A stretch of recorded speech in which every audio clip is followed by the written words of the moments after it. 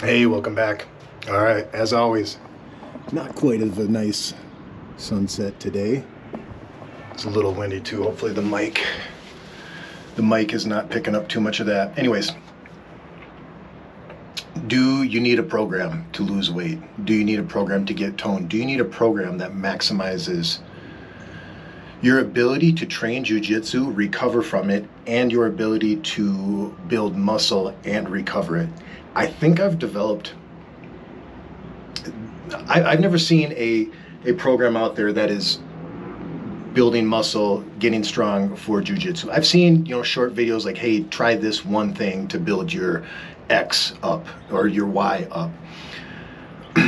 But also, this program has kept me, even before I started jujitsu, which I've only been doing for 4 years, this program has kept me lean, ripped, muscular, and flexible for going on 12 years now. Okay, when I started this, and what I'm doing for weightlifting now, I think is really going to surprise you. I think it's really going to surprise you. But when I started this, I was going through a divorce, at the end of my rope, drinking 4 to 5 times a week, and just barely hanging on. And the gym and exercise is one of those things that kept me going. I mean, we don't even need to list all the positive benefits of exercise for your mental, your emotional, obviously your physical state of mind. But I was 250 pounds, okay? I had, New Year's had come, I had signed up for gym memberships, gone for a few months. Back then, in the early 2000s, everyone went to bodybuilding.com. That was like the website where you tried to find a program. And I was 250 pounds. I had a barbecue business. I was also working full-time in IT. I was burnt out, overweight, not happy with myself. I mean, can anyone relate?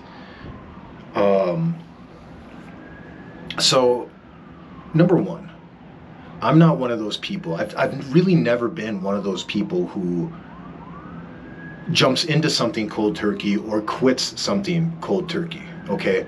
I'm an incremental type of person. And not that, 100% of my life. But what I believe that has done is that I'm a believer that incremental ratcheting up whatever it is you're trying to do, whether you're trying to learn a new skill, exercise, whatever,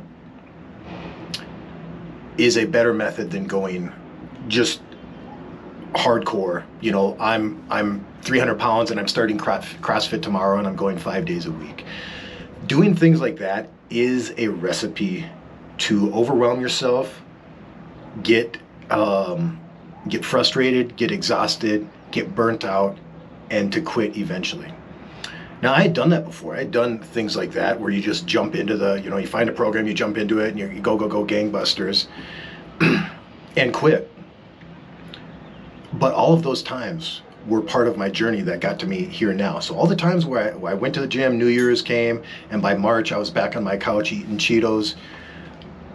I don't discount. I'm not mad at myself or regret any of those times. All those times I did that got me to 12 years of, where I've been at, which is 12 years of consistent exercise and, being fairly happy with how I look in the mirror and with my, my physical body, and what that does, what I know that does to me as far as like a longevity perspective. I know I'm going to live longer because of the exercise I've done, because I'm not 250 pounds anymore eating, all that crap. This program has also allowed me to, I have pizza on the weekends. I'm not eating salads and grilled chicken breast 7 days a week, every meal of the day. Absolutely not. I allow myself to enjoy life, to enjoy food. And even the healthy food I make sure it tastes good. But let's get to the program, okay? And this is a little bit about my exercise journey as well. When I started with a 5-minute walk every morning and a commitment that I worked in a 6-story building, and I said, I'm not taking the elevator anymore.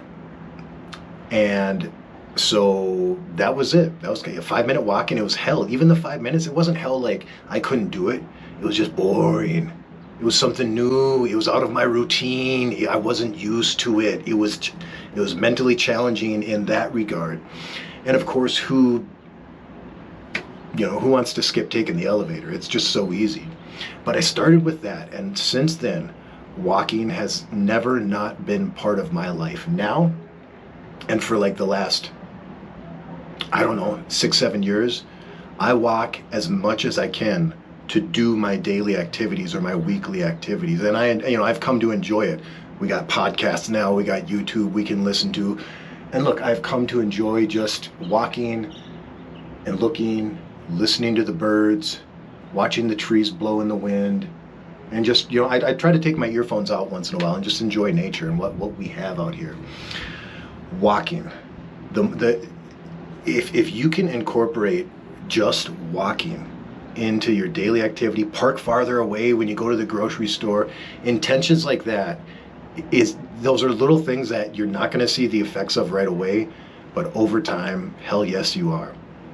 So still to this day, I walk to the grocery store, and that's when I move somewhere, when I move to another country, when I move somewhere, I always make sure that I'm walking distance to jiu-jitsu, grocery store, and a coffee shop that I can work out of, and a gym if I can. If I can get all 4 of those, I'm super happy, but I usually go for 3. That's more reasonable. But I do that because I force myself. I don't want to use my car. Not because I'm not against cars. I'm against using petroleum. I am pro walking, pro activity, pro exercise. So walking. All right. And probably since COVID, maybe a little bit before COVID, I've been doing 10 minutes of yoga from YouTube. There's tons of great channels out there. I've used yoga with Cassandra. Yoga with Adrian is really good. There's so many yoga channels out there. But Monday through Friday, I've been doing a 10-minute yoga every morning. Not when I wake up. It's kind of like I wake up at 6. I usually do yoga around 8 on a little break from work. And that has kept me flexible. That keeps, I do intermittent fasting as well. That's a new thing. But it's good to work out fasted. You're going to burn more calories. But also the flexibility. As you get older, if you're an older person, if you're younger, hey, just take notice. You will start to stiffen up. You will get less flexible. You won't, unless you just keep going at things, you won't be able to touch your toes. And yoga has so many positive mental, emotional, spiritual benefits to it that I will never not do it. And there's a lot of days where I don't want to do it, even the 10-minute one. But man, I always feel better. I always feel better after I do it. And look, sometimes I want to do, or I go to an hour class like on a Saturday, and man, you do an hour of yoga, like a vinyasa, something low key, and at the end you do this thing called shavasana, where you lay on your mat. They turn down the lights. They have some type of like, I don't know how to describe the music, but it's like a music you would meditate to. And you lay there after your session for whatever, 2 to 5 minutes, maybe longer. And the only thing I can describe is that there's times where every time I do that, laying on the mat, I'm always super grateful. And there's a lot of times where I have this thing that happens where I feel my body, like there's like a brain of my body, or an emotion center of my body that's saying, thank you. Thank you for giving me this hour. Thank you for giving me this session. And it feels so good. It's such a feeling of gratitude that sometimes it brings tears to my eyes as I'm laying there. Of course, I don't let anyone else in the class know. Yoga, so many benefits. That's what's helping with flexibility. If you're in jiu-jitsu, there's a technique called rubber guard, and that's basically where you're pulling your knee up by your face, but it's actually wrapped around the other guy's back, and you're moving your arm in, and you're actually trapping the person with your leg and with your arm. And I'm not even that flexible, but because of yoga, That's the only reason I'm able to do rubber guard. I can only do it on my right side because that's more flexible. There's some guys out there like Ben Eddy, a 10th Planet jiu-jitsu guy. He's like Gumby. He's like a man made out of rubber. His rubber guard, that's why they call it rubber guard. But his rubber guard is like one of the best in the world, if not the best. He even came up with his own submission called the Hindutini. It's sick. It's like, you see what he can do with his legs. It's absolutely sick. So yoga will help not only with your recovery from lifting weights, from the cardio, but definitely from jiu-jitsu, and help you get better at jiu-jitsu. You'll be able to do things that you wouldn't be able to do had you not done yoga. And that's only been incorporated for me, like I said, since around COVID. When we couldn't go to the gym and go anywhere, that's when I kind of took up yoga. And then, look, I want to say, look, what's the saying? You can't out-exercise a poor diet. None of this, I mean, obviously, if you're sedentary with a poor diet, obviously going and doing exercise with a poor diet is better than that. But if you want to see the physical results, you obviously want to have your diet somewhat dialed in as well. Look, we all want to be healthier. We all know what it takes to eat healthy, what we need to do to be healthy. But it's easier said than done, right? I mean, God, the food we have these days with all the additives, all the hyper flavors and all the toxic crap that make it taste so good, it's hard. It's really hard these days. I love Doritos, man. I still love Doritos. But the last thing I'm going to talk about is the weightlifting program. And look, I've done everything. I've done 3 sets of 10 body part splits, back and bi day, chest and tri day, shoulders and abs and legs day. I've done that. I've done the Jay Cutler program. I've done Chris Gethin. I've done Jim Stepani. I've done German volume training. I've done powerlifting where, you're doing deadlift, squats, bench press and shoulder press, and you're eating anything and everything you possibly can just to gain size and to increase your lifts. I've done it all. And nothing has, look, and a lot of them have given results. The reason those are still out there and the reason a lot of those work is because a lot of people who start doing, look, you go from no activity, or you go from maybe you were a runner and now you're starting to lift weights. Of course, 3 sets of 10 is going to work. You're going to see results, okay? But nothing, absolutely nothing has shown results in my body, and from what I've seen and what I've read out there of other people doing it, has gotten results like Mike Mentzer's high intensity training program. Okay, not to be mistaken with high intensity interval training, which is great for dropping fat and building up your cardio, but this is not high intensity interval training. It should really be called high intensity weightlifting. But Mike Mentzer was a former professional bodybuilder, was the guy who was supposed to win the 1980 Mr. Olympia, should have won. There's a whole bunch of politics and corruption around that year. That was the year after Arnold had become a movie star. He came back and he wanted to win the Olympia, and it was basically said from the beginning that he was going to win it. But those who are in the know, those who have an eye for a good built body in the bodybuilding community, everyone knew it was Mike Mentzer's year. But because of the politics, because Arnold was such a star and it was going to bring so much attention to the Olympia, that's why Arnold won. You can debate me on that if you want, but I'm severely convinced.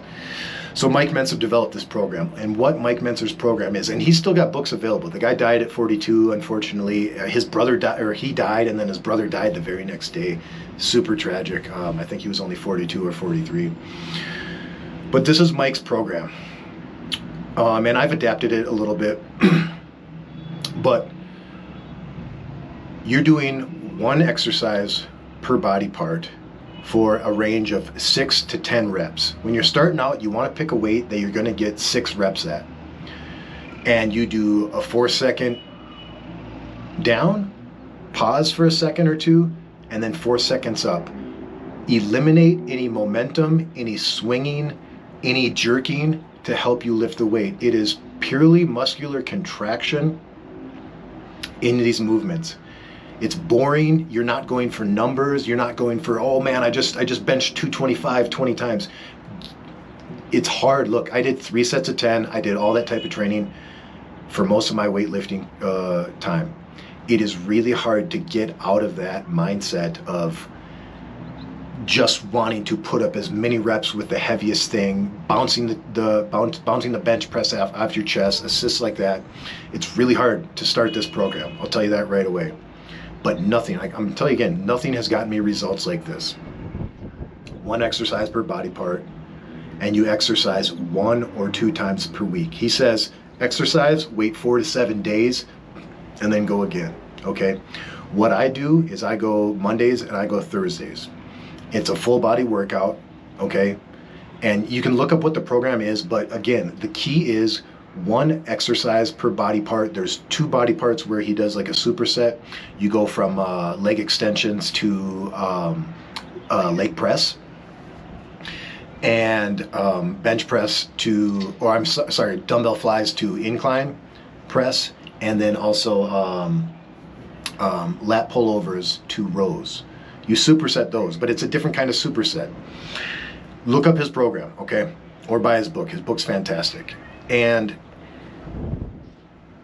you work out because the workout is the stimulating factor. You're not growing in the gym. You're growing when you go home and you rest and you have a proper diet, you have enough protein. You're stimulating muscular growth when you go to the gym. That is the sole purpose of going to the gym. And Mike's program, the 1 exercise, 6 to 10 reps, 4 seconds up, pause, 4 seconds down, and you are dead by this, whatever your rep range is, you're dead. You can't do any more by the last one, and you're done. You stop. You've stimulated your muscle enough. You get out of the gym, you finish your workout, you get out of the gym, you go home and you rest. The focus, and I think what makes his program so successful, is the focus on the resting. The focus on the distance between one workout and the next, or the time between the one workout and the next.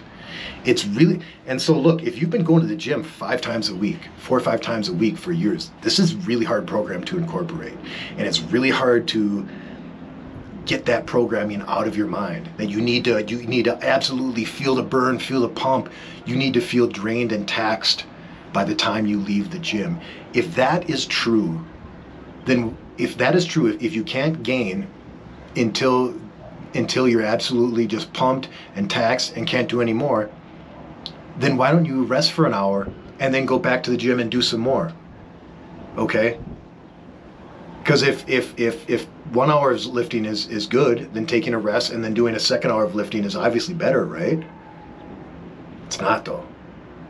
Rest is key, and that's why Mike's program works. And that's why Mike's program fits so well into someone who wants to do a hardcore hobby or activity, or even professionally. I would argue this would be great for anyone who's hardcore into competition, like jiu-jitsu. Look, at 44, I need to recover from my jiu-jitsu workouts. I need to recover from my weightlifting workouts. And so I do lifting on Monday, jiu-jitsu on Tuesday, Wednesday is a yoga or a walking day, Thursday back at the gym, Friday jiu-jitsu, and then on Saturday and Sunday is like an active recovery. Lots of walking, maybe some yoga, but I'm walking everywhere I go. And that program, walking, yoga, jiu-jitsu, Mike Mentzer's lifting, high intensity training, I'm telling you, look, you do one of those 4 and you're going to see results. You're going to be a healthier person. You're going to feel better about yourself. You do 2, you do 3, you do 4, whatever. I do jiu-jitsu. This channel is about jiu-jitsu, so that's what we're talking about. But if you really want to improve your strength, improve your physique along with it, and your strength will definitely help you with jiu-jitsu, of course. And the program allows you time to do jiu-jitsu. If you're doing 3 sets of 10, body part splits, chest day, back day, like that, and you're still trying to do jiu-jitsu, you're overtraining. 100% you're overtraining. And I guarantee you, if you're doing that 5 times a week and you're going to jiu-jitsu 2 times a week even, or more, you're overtraining.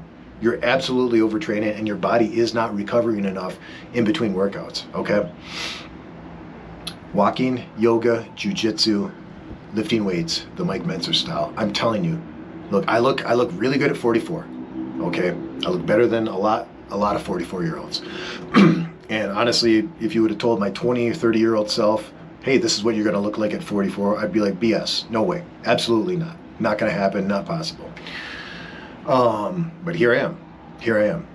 And I'm telling you, the weightlifting program helps so much with jiu-jitsu. You can hit submissions easier, you can overpower other guys. Like when you're trying to do an Americana and they're really strong, you're gonna be able to overpower guys or gals and bring that elbow up, okay? What's working for you? That's my program. That's what works for me, and I believe it'll work for anyone else out there. You want to get better at jiu-jitsu, you want to get in good shape, you want a better physique, because jiu-jitsu alone, a lot of people get kind of a fit cardio body if you're doing jiu-jitsu alone. Yes, it has muscle building aspects to it, just like you look at a wrestler's body. A lot of jiu-jitsu guys look like that, but a lot of them are super skinny, like Ben Eddy, for example. Ben Eddy is a world-class jiu-jitsu competitor, but he looks like, almost like a marathon runner if you look at his body. So if you want a killer physique, if you want flexibility, if you want to better your jiu-jitsu game and increase your cardio, look, walking is cardio, try these out, okay? Try them out. Let me know what you think in the comments. Obviously, all these things are going to help your mental, your emotional states. And yeah, that's the program, okay? Walking, yoga, jiu-jitsu, Mike Mentzer program. Mike Mentzer, the GOAT, the guy who should have won the 1980 Olympia. Thanks for watching. Like and subscribe. Sunset gone. Y'all take care.